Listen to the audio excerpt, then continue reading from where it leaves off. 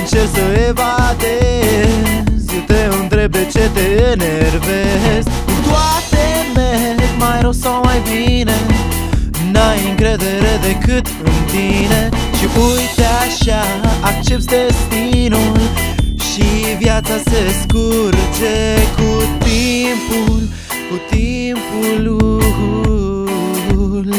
Și doar cu timpul, cu timpul, na na na na. Pleacă acum de acasă, lasă toate grijile pe masă. Dacă asculti de toți, ai să culegi furtună, de atâta oboseală ai vrea să dormi o lună.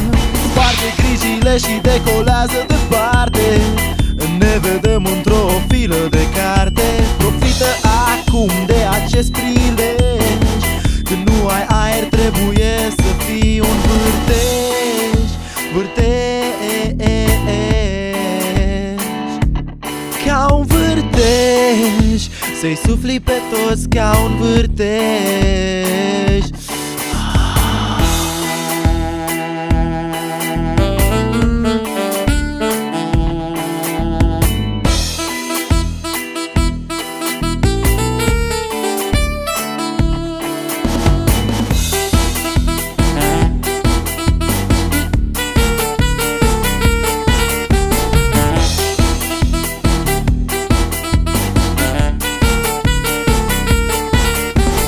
Toți din jurul tău țin o predică, când îți dorești puternic, nimic nu te împiedică.